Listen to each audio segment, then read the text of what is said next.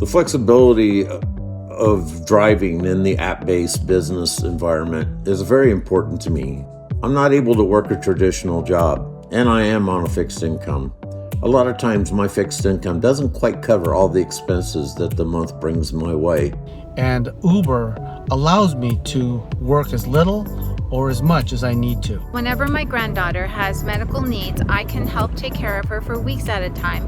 Being able to go out and earn my own money with Uber helps me tremendously. I am in favor of Proposition 22. It's flexible, convenient, has benefits. To allow us to access accident insurance and other benefits, guaranteed income. Please say yes on Proposition 22 for everyone's sake. Thank you so much.